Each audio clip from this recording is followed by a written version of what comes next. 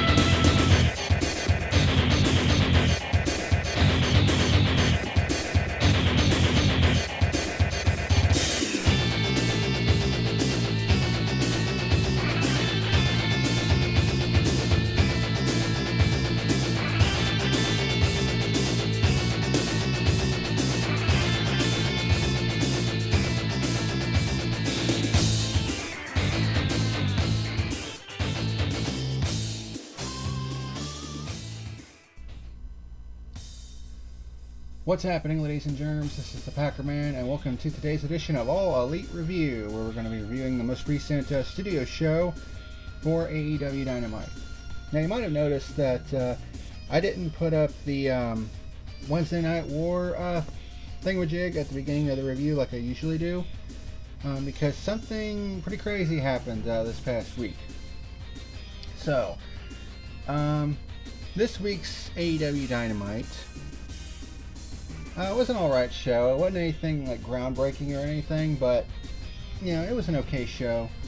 Had a couple of squash matches, a goofy tag match, a kind of a hard-hitting women's match, and a main event which saw the beginning of the TNT title tournament. But you know, nothing too outlandish or anything like that. In the meantime, NXT held basically a takeover quality style show. Where they had a main event regarding Johnny Gargano and Tommaso Ciampa, and apparently it was just an all-out brawl on that one. And I think they also had like a women's ladder match, if I remember correctly. I can't remember if it was this week or not, to be honest. Because I mean, I watch NXT occasionally. I mean, even though I do reviews for All Elite Wrestling, you know, I still watch NXT occasionally because, hey, both shows can put on some pretty damn good wrestling, you know? So I'm not one side or the other, you know, like some people are. This, this tribalism bullshit is really getting old at this point. And such was the case this week because NXT actually won in the ratings this week. So, for the first time this year, in 2020, they have finally beaten AEW in the overall viewership, which kudos to them. You know, they put together one hell of a quality takeover style show, albeit without fans, but, you know, be that as it may, it was still a pretty damn good show, all things considered. And honestly, when you consider the quality of both shows this week, I would say AEW would be about right here, about middle of the road, and then NXT's is about right here, a little bit higher. So you would expect that NXT would finally, you know, get on the board for 2020, which is why you're going to see this on screen right now. The updated score, which I actually missed in AEW when. So the overall score is 22-4-1 in favor of AEW, but that 3 has finally changed into a 4 for NXT. So good for NXT on doing that. Now, what was the overall viewership? Now, you would expect, with NXT putting on one hell of a show in comparison to what AEW did. AEW, it was basically, you know, standard fare for the most part. While NXT tried to go balls to the wall with what they put on this week. And you would think, well, then the margin between NXT and AEW should have been very large, right? Well, as you're going to see on screen right now, the final margin of victory for NXT was 1,000. I shit you not. the margin of victory for NXT in the viewership was by the slimmest, and I mean slimmest, of margins. 1,000 viewers. 693 thou to 692 thou.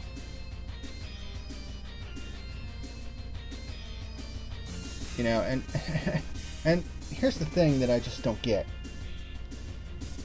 I see, you know, the NXT fan base's reaction on Twitter, and it's just like, what the fuck, dude? Because some of these NXT fans are acting like their team just won the fucking Super Bowl, when they don't see the main concern here. Because NXT just put on one hell of a takeover quality show, while AEW was just sort of, you know, middle of the road this week, and they only won in total viewership by 1,000. Not to mention the fact that NXT lost all of its key demographics, and some fans might scoff at that, but you know, these TV networks take a good hard look at that, and that determines, believe it or not, that determines how much money they're willing to shell out for a particular show. And AEW has been outperforming NXT in all those demographics. I mean, let's be honest here. I would say if AEW didn't have that, you know, goofy tag match in the middle of the show, I would say they probably would have won this show as well, in terms of this weekend, as well in terms of, you know, overall ratings. But you know, the fact that NXT put on one hell of a show, and the final margin was 1,000 viewers, when the margin should have been much higher. You know, and NXT is like, yeah, you know, I'd love to see AEW's excuse now, and you know, all this other bullshit. And it's just like, dude, AEW has been whipping NXT's ass this year in terms of viewership, and it took a takeover quality show to get a victory by 1,000 viewers. Not to mention the fact that they lost all of the demographics as well. And AEW in overall viewership was, I think, number 32, while NXT was number 57. I mean, let's inject some logic into this. Is that really something that's worth hanging your hat on? Not to mention the fact that, what's next for NXT? Where are they going to go from here? I mean, they just put on one hell of a takeover quality show, you know, and now what are they going to have for next week? You know, how are they going to follow that up? You know, especially considering that, you know, hey, to all due respect, I mean, NXT did get the win this week. It was by the slimmest of margins, but, you know, let's call a spade here. A win's a win, regardless. But, I mean, if it took a takeover quality show in order to get it done, and it's not going to last, you know. Especially, I think it's going to last all of 1 week for NXT being on top, because next week, the TNT Championship tournament is going to continue, I would say, with maybe 1 or 2 matches. And then on top of that, you have the AEW World Title match between Jon Moxley and Jake Hager in a no-holds-barred match. An empty arena, no-holds-barred match. You know, and you got an MMA fighter in Jake Hager against, you know, one of the biggest badasses in pro wrestling, Jon Moxley, and you don't think people are going to tune in to watch that fucking, you know, train wreck for the AEW World Title, might I add? I mean, so NXT fan base enjoyed the victory this week, but I mean, next week it's going to be a different story, I feel, especially with that AEW World Title match. That's going to be an empty arena, no holds barred match. So, you know, it is what it is. But just wanted to you know, kind of talk about that. Oh, in addition to all that, though, the Revival finally got their release from the WWE. And from what we've heard, there's no 90-day non-complete clause. So obviously the logical assumption is, well, they might be going to AEW. Which, if that does happen, I mean, that dream match between the Bucks and the Revival, I mean, it's something that's, I mean, if you've been a regular viewer of Being the Elite, you know that that's kind of been a running gag. That was a running gag before WWE put a stop to it, where you had Cody say, "Fuck the Revival!" You know, so now the Revival is free agents at this point, and I wouldn't be the least bit surprised if they signed with AEW and kind of complete that storyline that's been building for like the last 2 or 3 years. And it may come to fruition sometime this year. That would be pretty fucking awesome. So I don't know if if you could tell you or not, but this episode might be a tad bit longer than my usual fare, because, you know, I had to talk about, you know, the whole rating shit right at the beginning, because it was a pretty big deal this week. But let's go ahead and get into the show itself. Right at the beginning, Jake the Snake Roberts cuts another video promo, you know, basically challenging Cody, "Are you a man or are you a mouse? You know, squeal for me or squeak for me." You know,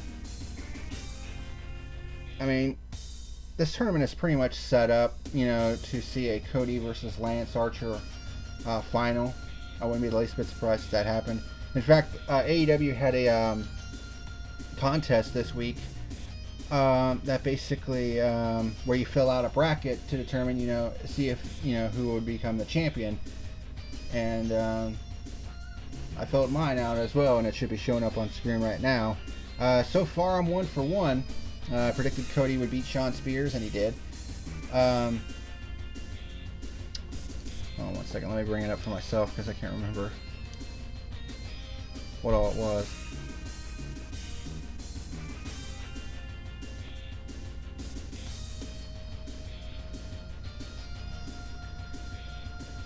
Okay, so I had Cody beating Shawn Spears in the first quarterfinal. Then you have Darby Allin against Sammy Guevara. And of course, those two have had quite the rivalry in the last couple months. I see Darby, based on what happened the previous week, I foresee Darby Allin beating Sammy Guevara, and we have Cody versus Darby in the semifinal. And I think Cody will get his second win over Darby Allin and make it to the final. On the other side, you have Dustin Rhodes against Kip Sabian. I think Dustin Rhodes will win that one.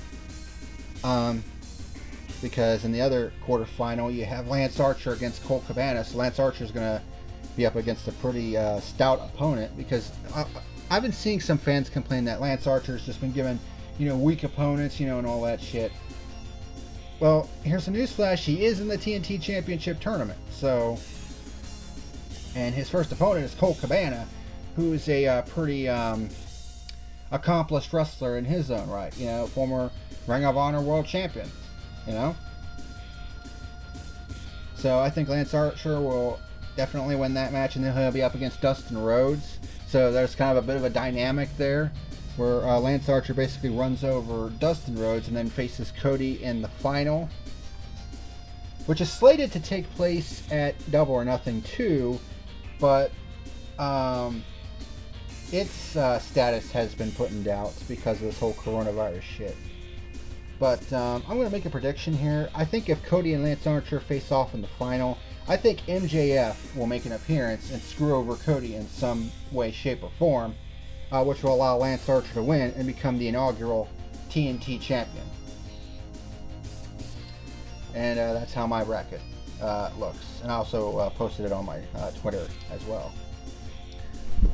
But I do like the concept of TNT, of the TNT Championship. I mean, it's basically AEW's version of the television title, you know. And Cody even hinted at it months ago, where he said, "Yeah, we're probably going to have some kind of television championship." You know, because Ring of Honor has a television title, WCW had the World Television title as well.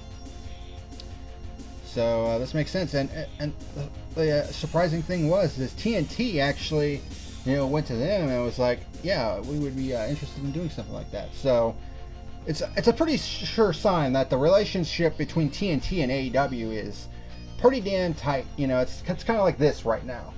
You know, because early projections of AEW Dynamite when they first, you know, before they were first getting ready to premiere, they had projections at just, you know, 300,000 to 400,000 people, and they would have been happy with that.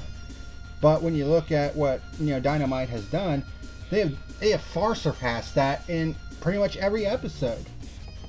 In fact, every episode has been higher than that projection. You know, the debut episode was 1.4 million people, and this year they've been averaging around 800,000 to 900,000 per episode. You know, and even in these studio shows, they've been hovering right around 700,000 to 800,000 people. You know, so of course they're going to continue to hold these shows because they're still getting around their target audience. You know what I mean? At least that's how it looks to me. You know, that's just my opinion, though. But let's go ahead and get started with this. Speaking of the Murder Hawk monster, Lance Archer, he went up against a nobody jobber named Alan Ingalls. I mean, this was a squash match pretty much, but this was a pretty crazy little squash match. And I'm going to give it a little bit higher score than I usually give squash matches because of Lance Archer's overhead choke slam. It was basically an overhead chokeplex, basically, where he picked him up and, you know, getting ready to do a choke slam, but instead of doing the usual choke slam like he did with Marco's stunt, he threw him over his head. And I'm just like, what the fuck? I have never seen a overhead choke slam like that.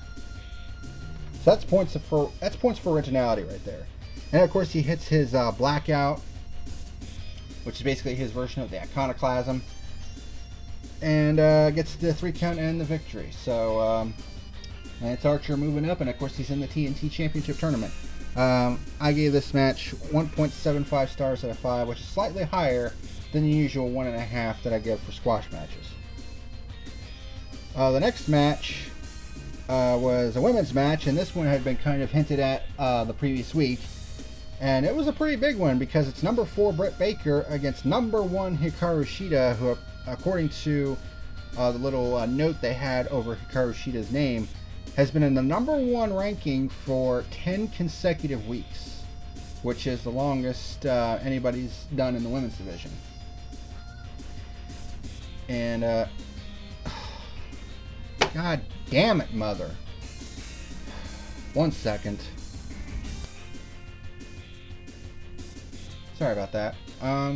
As I was saying, Hikaru Shida has been the number 1 ranked wrestler in AEW's rankings for a while, and until this week she was actually tied with Riho for the number 1 spot in my rankings. So it's pretty obvious who they've been really pushing in the women's division this year, especially when you look at my rankings and you see that it's pretty top heavy right now.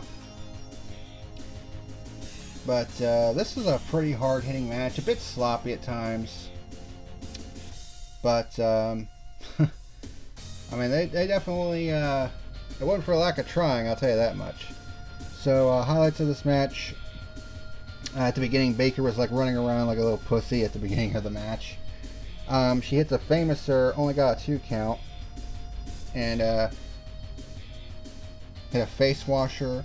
Shida with a running rising knee strike and a suplex over the guardrail, where on the outside, where Baker was standing on one side of the guardrail and Shida was on the other, and she suplexed her back over. Then she hit a suplex in the ring for a 2 count. Shida counters Baker's schoolgirl attempt into a triangle choke, but Baker got to the ropes. Baker hits a sling blade and a butterfly suplex for a 2 count.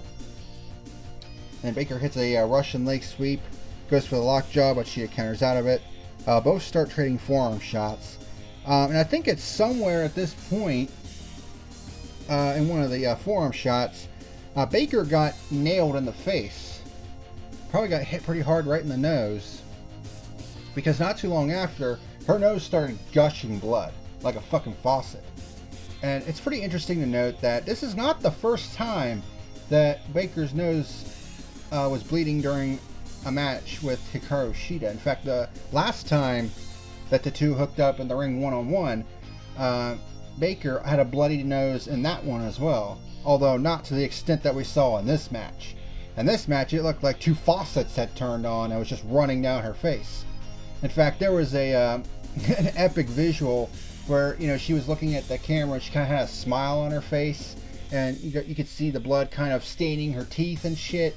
I mean, you know, I've been, you know, critical of Baker's inconsistency as far as her in-ring work goes, but one thing I will give her credit for is that she's pretty damn tough.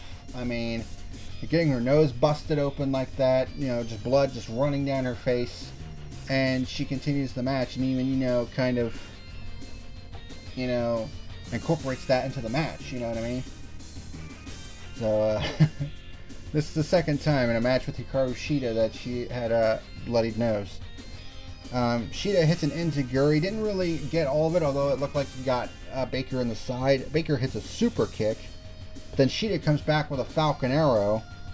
Baker tries to lock in the lockjaw, gets the Rings of Saturn portion locked in, but is getting ready to do the Mandible Claw portion. But the referee, you know, based on, you know, I think the whole coronavirus shit, tells her, you know, you got to put a glove on before you can do that move. So she's struggling to try to put the fucking glove on, and Shida counters the Rings of Saturn into a crucifix pin for a 2 count. Then she hits a running knee strike. Baker comes back with a fisherman neckbreaker for a 2 count. Goes up to the top rope. Shida stops her and hits an Argentine rack backbreaker on the top turnbuckle. And then Shida sets Baker up and hits the 3 count knee strike and gets the pinfall and the victory. So your winner and still #1 contender, Hikaru Shida. And when you see my rankings at the end, she is now the unanimous #1 ranked wrestler, which is amazing because Riho, in my rankings, had a pretty big points gap between herself and everyone else, and you know, Sheeta's now basically come along and just taken that.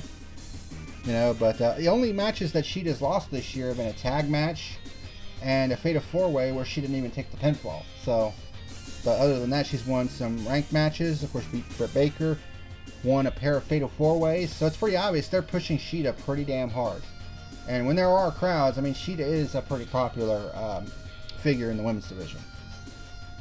But overall, this was a pretty solid match. Very hard hitting. Very stiff shots throughout. I gave this match 3.25 stars out of 5. Then we go backstage where you see Michael Nakazawa and Kenny Omega talking, and Nakazawa is like, "Yeah, we are best friends," you know, just signifying that they've been friends for years. And then the best friends come in and say, "You know what? We're gonna put our tag team name on the line, and if you win, you'll become the new best friends." And Omega's like, "See, Nakazawa, see what you did? I'm getting too old for this shit." Then we have a very well put together video package promoting the Jake Hager and Jon Moxley match for the AEW Championship next week, which is, as I've said, in a no-holds-barred empty arena match. And they actually showed 2 different promo packages for that during the show, which is pretty damn cool. I mean, it had sort of an MMA feel to it, too. And Jon Moxley, since he joined AEW, has been incorporating some of that MMA style. You know, he has been training in some MMA. You know, and incorporating some of that style into his matches. You know, with the, we've seen him do the, what I call the buzz killer, but it's the rear naked choke. He's done that a couple times. And of course, Jake Hager, he's undefeated in Bellator right now. And of course, he has the arm and triangle headlock, which has legitimately tapped out fighters in Bellator. So, call it what you want, but I mean, that does give Jake Hager some legitimacy. He might not be the most, charismatic wrestler, especially as Jack Swagger in WWE, but, I mean, let's be honest here. His undefeated record in Bellator right now gives him some level of legitimacy. You know what I mean? And I'm not the biggest, Jake Hager fan, I'm not a big Jack Swagger fan, I always felt that he was a bit generic in WWE, and I feel like he is a bit of a generic big guy here in AEW, but, I mean, he does have some legitimacy to him based on his MMA background. What else do you want me to say? And of course, here was the aforementioned tag match, the Best Friends taking on Kenny Omega and Michael Nakazawa. This was definitely a a comedy match, to say the least. Chuck hits some nice arm drags on Omega. And Nakazawa, there was a spot where Trent hit a knife edge chop on Nakazawa. And Nakazawa, of course, brought the baby oil out. This time around, though, I'm not going to shit on it, because he didn't pour it all over himself. I think that's fucking stupid. But this time around, all he did was pour it on his chest. And Trent tried to chop him this time, and it actually slid off his chest. Now that, I thought was funny. Now the whole pouring it all over himself, I don't like that. It's fucking stupid. But just that, okay. That was funny. And that's actually a good strategy. Nakazawa hit an atomic drop, and Omega hit a Manhattan drop on Chuck Taylor. And then Omega hit a Kotaro Crusher on Nakazawa, which pushed him into Chuck. And 69, bro. Trent hits a lariat on Omega, and then the best friends hit Twin Pescados. Twin with his step-up Tornado DT on Nakazawa only got a 2 count. Nakazawa hit a nice-looking spear on Trent. Omega hits the Singapore roll, and then a lung blower on the best friends. I forget who he had in the Singapore roll. I think it was Trent, and he hit the lung blower on Chuck, if memory serves me correctly. Omega hits a Snapdragon suplex on Trent. Chuck with a rising knee, and Trent with a sexy Chucky knee on Omega. Chuck hits a pop-up sit-out powerbomb on Omega, which looked really nice for a 2 count. Omega hits a buckle bomb on Trent, and then Nakazawa hits an Avalanche Olympical Slam on Chuck, which looked pretty nice. And then Omega and Nakazawa hit a Doomsday Device on Trent for a 2 count, although it wasn't really a Doomsday Device. It was more Nakazawa just shoving Trent off of Omega's shoulders. And then Omega hits a V-trigger, and Nakazawa hits a jockstrap STO, where he basically took his jockstrap off and put it on his hand, a la, Mick Foley's Mandible Claw, and actually hit an STO with it. Only got a 2 count though. There was also one spot in the match where Nakazawa tried to spray Orange Cassidy in the face with the baby oil, and it got it all over his glasses. So Orange Cassidy took his glasses off. Nakazawa grabbed him and threw them away. And then Orange pulled out another pair of sunglasses. That was funny. I will admit that was funny. Best Friends hit Soul Food and a half-half suplex combo on Nakazawa for a 2 count. Trent hit a nice vanilla pile driver on Nakazawa for a 2 count. And then the Best Friends hit their strong zero finisher on Nakazawa, who was obviously going to take the pin, for the 3 count and the victory. So the Best Friends get to keep their tag team name. I mean, overall, I gave this match 3 stars out of 5. It was a bit jokey at points, but I mean, it actually was pretty funny at some points, at least in my opinion. And then we have another Brody Lee package where he basically was talking to his underlings. 3 guys in particular, 2 guys who were basically dressed in like wrinkled shirts and shit. And then there was one guy who was dressed in like a suit. And he basically talked down to the 2 guys, said, appearance, indicates power, or some shit like that. I'm paraphrasing. And then he looks to the guy in the suit and he says, I have an opportunity for you,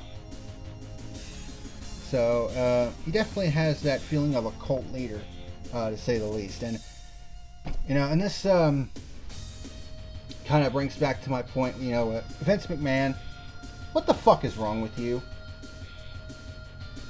I mean, this guy is one hell of a talker.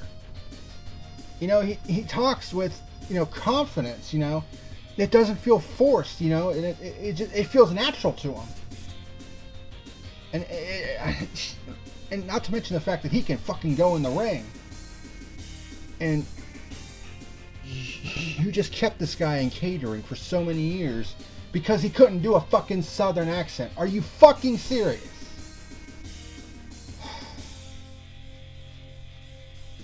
I mean, Vince McMahon may be one of the, best businessmen in wrestling history, but in terms of being a promoter, he fucking sucks a giant pile of dicks. Unbelievable. Then you have Matt Hardy cutting a promo on the entire Inner Circle, calling Sammy Guevara a false god, and of course Chris Jericho the whole of the ass. And then you have Vanguard 1 burning the Inner Circle shirt. Matt Hardy's just great, especially in this Damascus role with the delete. Apparently, he invited Jericho for an Elite Deletion match at the Hardy compound, which, if you've seen that, you know, from TNA days, yeah, it's pretty fucking crazy.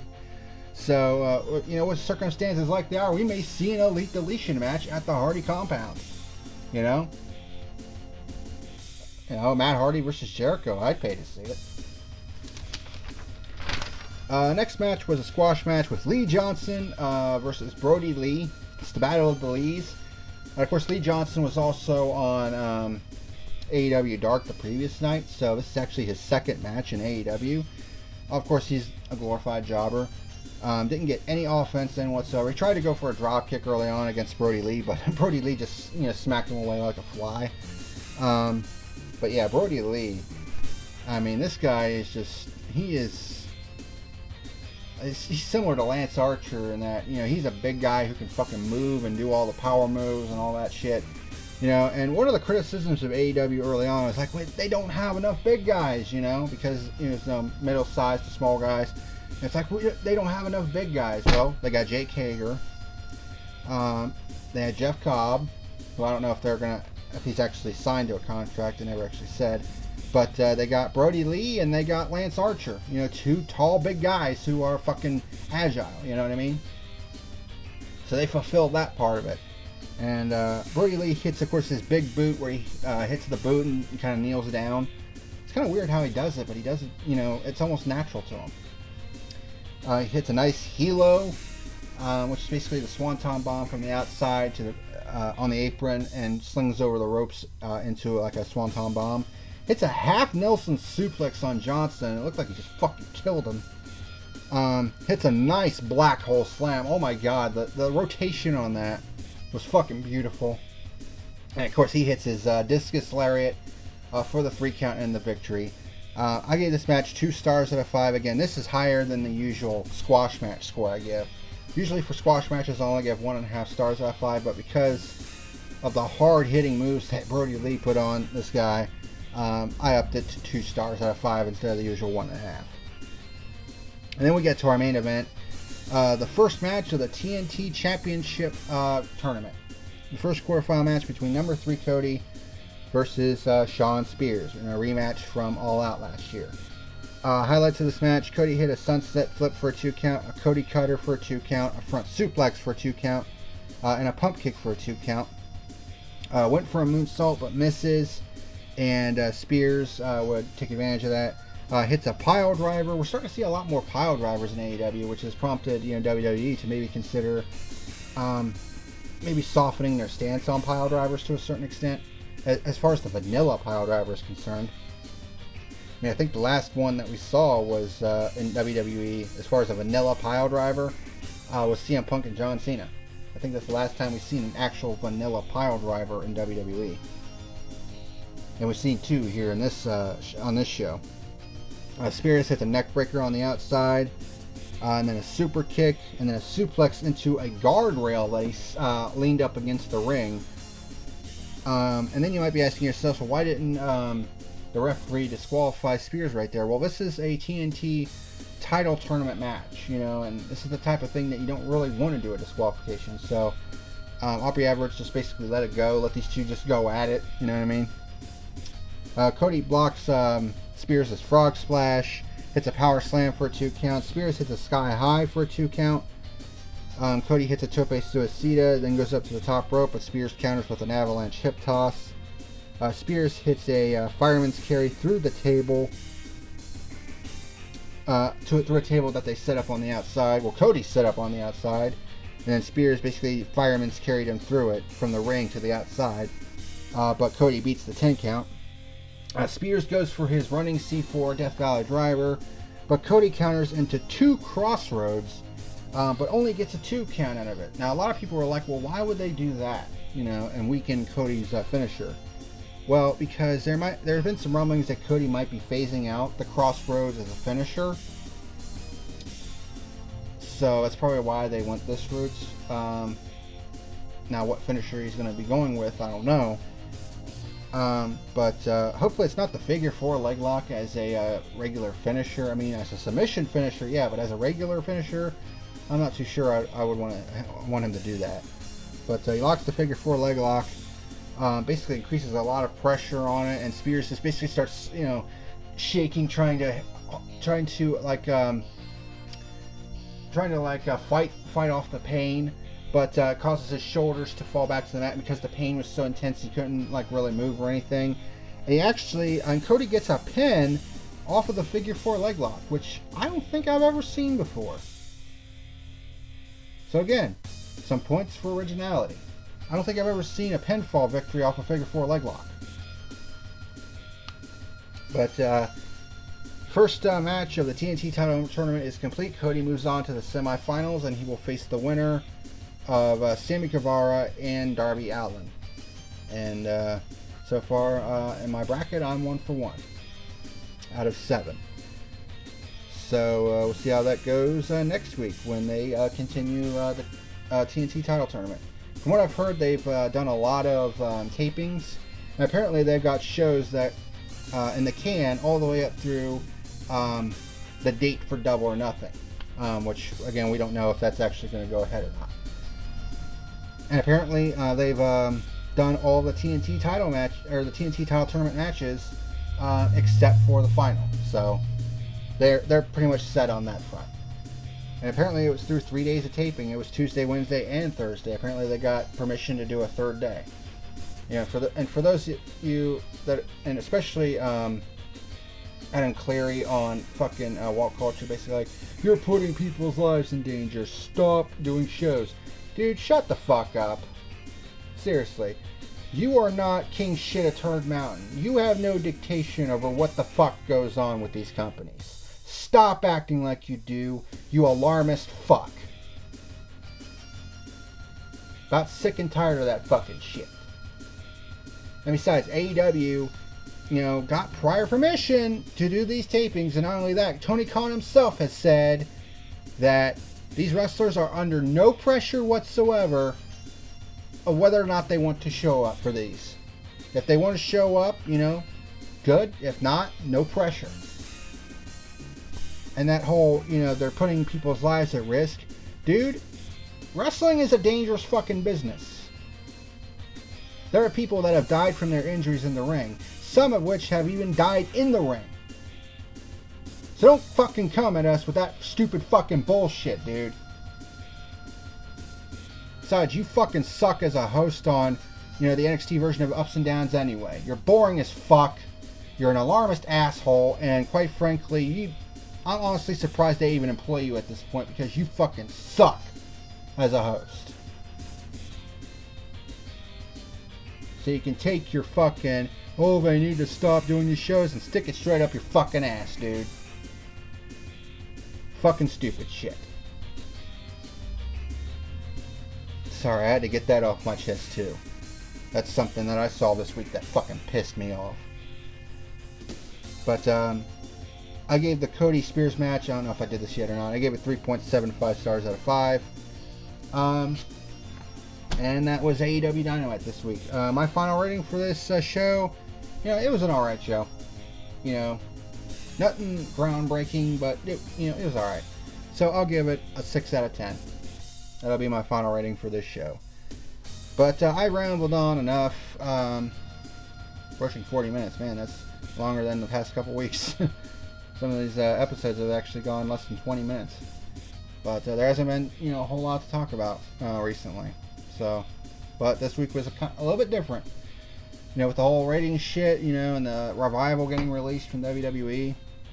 You know, so there was actually a bit more to talk about this week than usual. But that'll do it for this week on All Elite Review. Thank you very much for watching. Here are my personal updated rankings for this week. And until next time, this is the PackerMan signing out. Take care, everybody.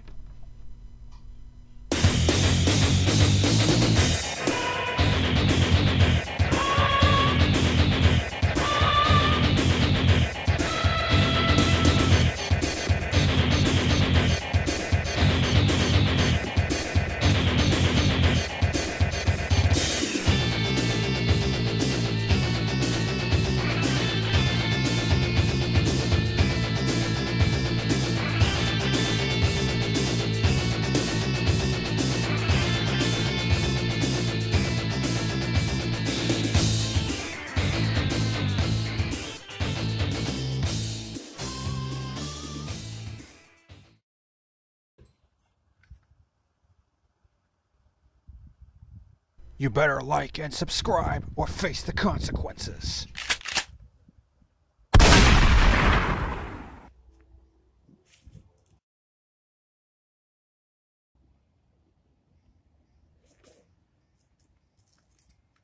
You have been warned.